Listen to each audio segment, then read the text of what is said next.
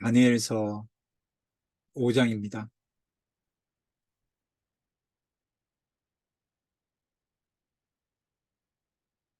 모두 알고도 도리어. 김선진 자매님 성경 봉독해 주시겠습니다.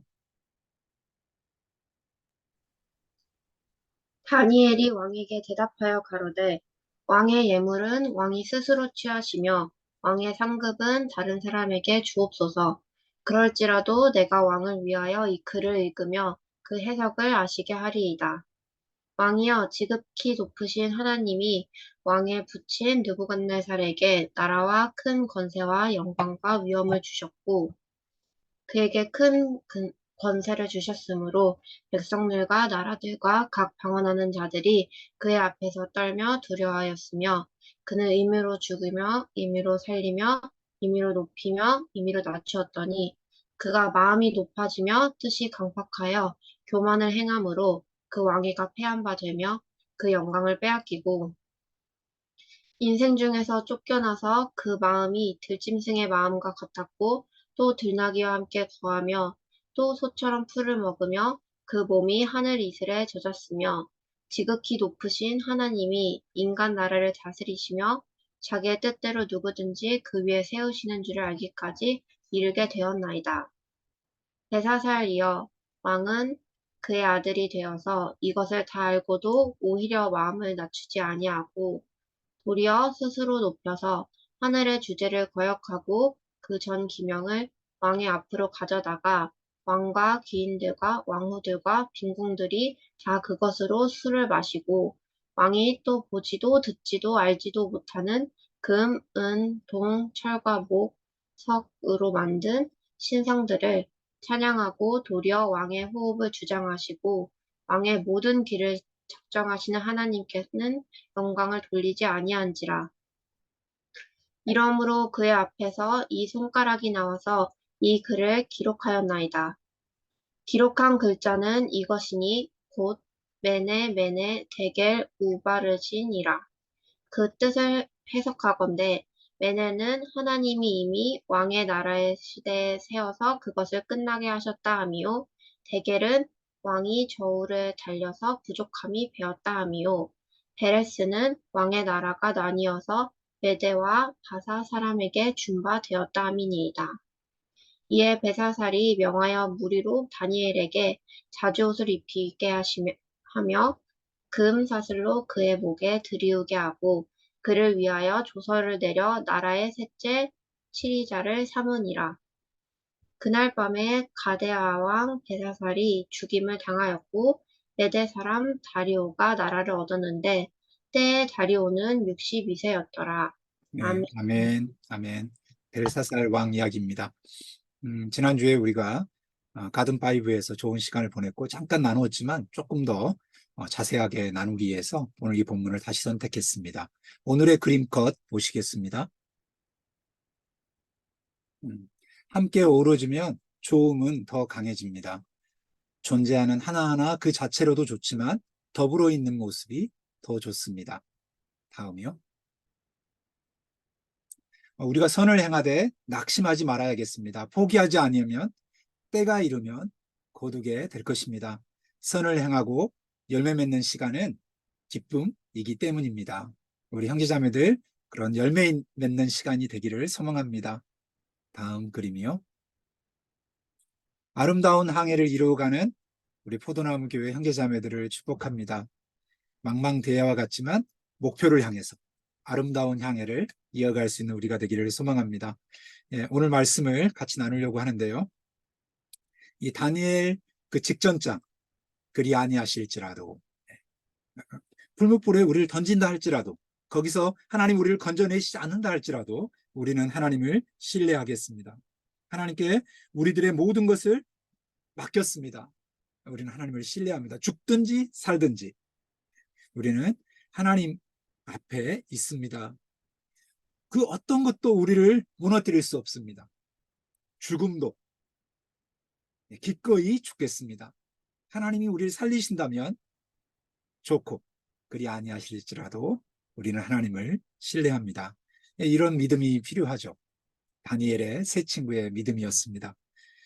다 알고도 도리어 벨사살 왕이 아버지 느부갓네살 왕이 어떻게 어려움을 당했고 교만하면 어려움을 당했고 낮추면 하나님이 회복시켜 주었던 그 스토리를 알고도 오히려 욕망의 길, 악인의 길, 권세의 길, 자기의 길, 굴림의 길, 지배의 길을 가고 있습니다. 제2인의 길에 서고 악인의 길에 앉고 오만한 자리에 나아가는 그런 삶이 되는 것이죠. 다른 길로 가고 있습니다. 교만한 길로 가고 있습니다. 그리 아니하실지라도 옳은 길, 의의 길, 선한 길, 하나님 앞으로 가는 사람들이 있는 반면에 다 알고도 오히려 해개치 아니하는 나의 인생이 영원할 것이다라고 생각하는 거죠. 나는 왕이야. 벨사살 왕이 그렇게 하고 있습니다. 긴 1,000명을 위하여 잔치를 배선하고 1,000명 앞에서 술을 마시는데 여기까지 괜찮습니다. 술 마시는 거 가지고 누가 뭐라 하겠습니까? 술을 마실 때 명했죠. 아버지 느부갓네살이 예루살렘에서 가져온 금과 은과 기명을 가져다가 성전 물건을 가져다가 왕과 기인들과 왕후들과 빈궁들이 다 마시게 하였더라. 하나님의 전성소 중에 취하여 온 기명을 가지고 하나님 어디 있어? 내가 하나님이야.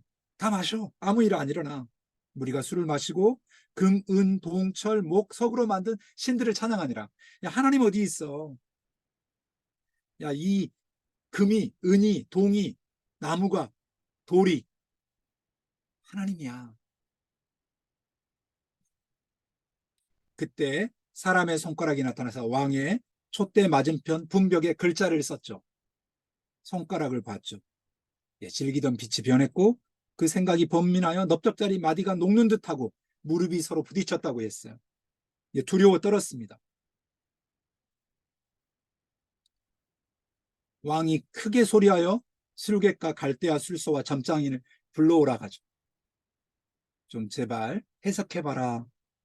누구든지 이 글자를 읽고 그 해석을 내게 가져오면 자주옷을 입히고 금사슬을 그 목에 들이우고 그의 나라의 셋째 치리자로 삼겠다고 약속했습니다. 그래서 아까 읽었던 본문에 보면 그 해석한 다니엘에게 왕이 성질 내고 이렇게 죽여버린 게 아니라 약속을 했기 때문에 셋째 치리자로 세우는 것을 보게 됩니다.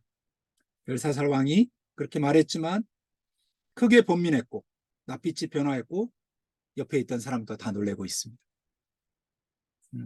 하나님이 어디 있어? 그때 손가락을 본 거죠. 해후가 왕과 그인들에게 말했죠. 만세수를 하옵소서. 왕의 생각을 본민케 하며 낯빛을 변한 것이 내가 들었습니다. 벨드사살이라는 이름은 다니엘이 마음이 민첩하고 지식이 총명하여 능히 꿈을 해석하고 은밀한 말을 밝히며 의문을 피할 수 있음입니다. 다니엘을 부르십시오. 그리하면 그가 그 해석을 줄 것입니다. 태우가 말해주고 있죠. 하늘 높은 줄 모르고 교만한 순간에 손가락이 나타나서 글을 썼죠. 작은 사건 하나가 모든 것을 바꿔버렸습니다. 이때 납작 엎드릴 수 있는 기회입니다. 그러나 왕의 지혜로, 왕의 방법으로 해결할 수 있을 거라고 생각하죠. 그 어머니 다니엘이 도움을 줄 수 있을 것이다. 벨드사살, 벨이 나의 보호자다. 다니엘의 이름은 하나님이 나의 재판장이십니다 라는 이름인데 이름을 개명했어요. 벨드사살이라. 벨이 너의 보호자야. 이렇게. 하나님이 아니야 라고 바꿨지만 다니엘은 껍데기만 바뀐 거지, 이름만 바뀐 거지, 속사람, 뜻을 정하여 다니엘의 세 친구와 같이 그리 아니하실지라도 어떤 상황에 있든지 간에 우리는 하나님을 신뢰합니다. 다니엘을 말하죠. 하나님의 감동된 사람, 하나님의 사람, 명철과 지식과 꿈을 해석하고 은밀한 것을 말하고 문제를 해결할 수 있는 사람입니다 라고 말해주고 있습니다. 우리가 그런 사람이 되기를 소망합니다. 이 어려운 시대 가운데 하나님께 기도함으로 은밀한 것을 보이시는, 문제를 해결할 수 있는, 문제 앞에 같이 넘어져 버리는 게 아니라 문제를 뚫고 나아갈 수 있는 다니엘 같은 우리 한 사람 한 사람이 되기를 소망합니다. 명철과 지식과 지혜가 하나님으로부터 옵니다. 기도할 때 가능합니다. 기도를 멈추지 마십시오. 하나님의 이름을 부르십시오. 아멘. 하나님 불러야 되겠습니다.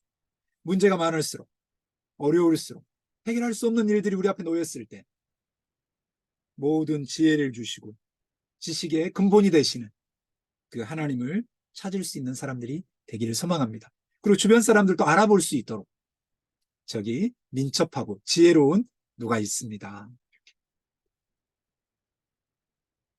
태후의 이야기를 듣고 왕이 너무 두려웠기 때문에 다니엘을 부릅니다. 많은 애물을 줄 테니까 제발 좀 해석해.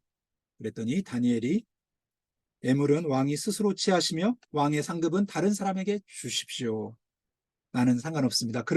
그럴지라도 나는 해석하겠습니다. 아주 담대하게 해석을 합니다. 그리고 충고를 하죠.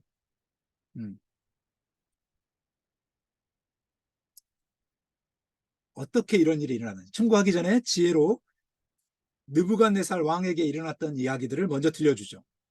충격을 안 하시키기 위해서 아주 지혜로운 대화법이 필요합니다. 해석이 나왔습니다. 그럼 해석만 바로 한 게 아니라 아버지 느부갓네살에게 무슨 일이 일어났는지, 그가 큰 권세를 가졌지만 본인이 임의로 죽이고 임의로 살리고 임의로 높이고 임의로 낮추었 수 있는 그의 마음이 높아지며 뜻이 강팍하여 교만을 행함으로 그 왕위가 폐한바되고 영광을 빼앗기고 인생 중에서 쫓겨나고 그 마음이 들짐승의 마음과 같았고 들나귀와 함께 거하며 소처럼 풀을 먹고 그 몸이 하늘 이슬에 젖었으며 지극히 높으신 하나님의 인간 나라를 다스리시며 자기 뜻대로 누구든지 그 위에 세우신 줄을 알게 되었습니다. 내가 죽일 수 있고 내가 살릴 수 있고 내가 높이고 내가 낮춰 내가 하나님이야 라고 말할 때 하나님이 그를 들나귀처럼 들짐승처럼 풀을 뜯어먹는 그런 연약한 한 인간임을 경험하게 하시고 하나님을 경외했을 때 회복시켜 주셨죠. 어쩌면 이 손가락이 나타난 이야기는 바로 죽여버린 게 아니라 회개할 수 있는 죽기 전 어느 날 회개하십시오라고 회개하라라는 경고입니다. 자고하며 살았습니다. 자기가 뭐든지 할 수 있는 것처럼 살았습니다. 하나님을 두려워하지 않았습니다. 내가 하나님이야. 금, 은, 동, 석, 철로 된 것들이 하나님이라고 부르면서 하나님 어디 있어? 하나님을 경외하지 않았습니다. 그때 손가락이 나왔죠. 베살살 왕이여 왕은 그의 아들이 되어서 이것을 다 알고도 오히려 마음을 낮추지 아니하십니까? 오히려 더해서 하늘의 주제를 거역하고 그 전 기명을 왕의 앞으로 가져다가 술을 먹고 금은 동철 목 석으로 만든 신상을 찬양하고 도리어 왕의 호흡을 주장하시고 나는 영원할 거야 라고 말하고 왕의 모든 길을 작정하신 하나님께 영광을 돌리지 않고 있습니다. 회개하십시오 라고 말한 거죠. 이런 담대함은 하나님으로부터 옵니다. 아멘. 왕 앞에서 이런 말 하다가는 목이 달아날 수 있습니다. 그러나 담대하게 말하죠. 하나님은 살아계신 주님이십니다. 메네 데겔 우르바시. 하나님이 이미 왕의 나라의 시대를 세워서 그것을 끝나게 하셨다. 저울을 달아서 부족함이 되었다. 왕의 나라가 나뉘어서 메대와 화사 사람 다리오에게 주어질 것이다 라고 예언했습니다. 하나님의 마음을, 하나님의 말씀을 온전히 대언할 수 있기를 축복합니다.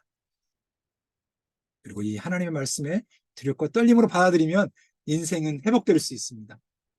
죽기 전 어느 날 회개하십시오라는 마지막 기회가 이 악한 왕 벨사살에게 주어지고 있습니다. 그러나 벨사살 왕은 회개하지 않는 사람의 원형과도 같습니다. 자기 자신이 하나님인 것처럼 행동하고요. 자기 마음에 들지 않는 사람 마음대로 죽이고 자기 기분에 따라 사람을 살려주기도 하고 자기 마음대로 이랬다 저랬다 하는 손가락이 나와가지고 메네 데겔 우르바신 너는 셈을 하였고 저울을 무게를 재었는데 갈라져서 나누어지고 페르시아인들에게 나라가 뺏기게 될 것이다 라고 들었지만, 넓적다리가 흔들리고 막 이렇게 두려웠지만 회개하지 않습니다. 돌아오지 않죠. 그가 약속은 지킵니다. 벨사살 왕이 다니엘에게 왕의 의복인 자주색 옷을 입히고 금목걸이를 두르게 하고 그 나라를 세 번째 지위에 오르게 하는 까지도 합니다. 나의 나라는 영원할 거야. 그래, 해서 그랬어? 괜찮아. 아무 일 없을 거야. 다니엘, 내 약속대로 셋째 치리자. 아주 허세를 부립니다. 회개하지 않죠. 몇 시간 후에 페르시아 군인들에 의해 살해당합니다. 이 모든 것을 알고 있으면서도 그는 회개하지 않습니다. 죽기 전 어느 날 회개하십시오. 그날이 어느 날이 될지 모르기 때문이다라고 말했지만 하룻밤을 넘기지 못하죠. 그래서 이사야 선지자도 이렇게 말하고 있죠. 너희는 만날 수 있을 때 주님을 찾아라. 너희는 가까이 계실 때 주님을 불러라. 악한 자는 그 길을 버리고 불의한 자는 그 생각을 버리고 주님께 돌아오라. 주께서 그의 긍휼을 베푸실 것이다. 우리의 하나님께로 돌아오라. 주께서 너그럽게 용서하여 주실 것이다. 만날 만한 때 여호와를 찾으라. 가까이 계실 때 그를 부르라. 악인은 그 길을 불의한 자는 그 생각을 버리고 여호와께로 돌아오라라고 주님은 말해주고 있지만은, 넓적다리가 흔들리고 놀래고 막 낯빛이 변했지만은 온전한 해석을 듣고도 돌이키지 않습니다. 자기는 영원할 거라고 생각하죠. 나는 왕이야. 회개하라고 말합니다. 돌이킬 수 있을 때 돌이킬 수 있는 것이 은혜입니다. 이 벨사살 왕에게 은혜가 주어지고 있는데 그 은혜를 귀하게 여기지 않습니다.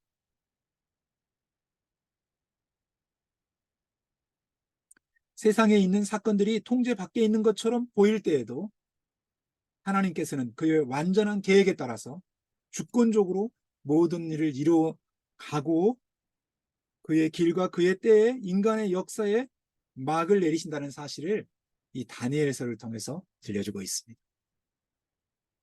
바벨론 왕궁은 영원할 것처럼 보였습니다. 그 제국은 끝도 없는 권세를 가지고 있어 보였습니다. 힘이 있었고 땅은 넓었고 권세를 가지고 있었습니다. 그러나 한 연약한 인간에 불과합니다. 하나님 나라는 하늘에서 이루어진 같이 땅에서도 임합니다. 그 밤에 벨사살 왕이 죽임을 당합니다. 메대 사람 다리오가 나라를 얻었던 때에 다리오는 60세였더라. 62세였더라. 다니엘은 이때 80세쯤 되는 한결같이 살아가고 있습니다. 청년의 때에 뜻을 정했고 여러 왕과 제국을 거치면서 흔들리지 아니하고 그리 아니하실지라도 주님을 신뢰하며 걸어갑니다. 흔들릴 듯 흔들릴 듯, 꺾일 듯 꺾일 듯 꺾이지 아니하고 주의 통치는, 주의 다스림은 영원합니다. 우리의 인생을 살아가면서 하나님은 너무 멀리 보이고 인간의 권세는 가까이 있어서 끝도 없이 이어질 것 같지만 하나님의 시간은 정확합니다. 회개할 수 있을 때 돌이켜야 되겠습니다. 돌이킬 수 있는 것이 은혜입니다.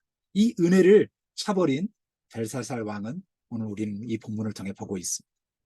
그는 악했지만 돌이킬 수 있도록 도전이 주어졌지만 하나님의 사자의 말씀을 들었지만 여전히 자기 권세에 취해서 그날 밤을 넘기지 못합니다. 하나님의 은총을 우리가 잊지 않아야 되겠습니다. 하나님의 나라는 하늘에서 이룬 같이 땅에서도 이루어집니다.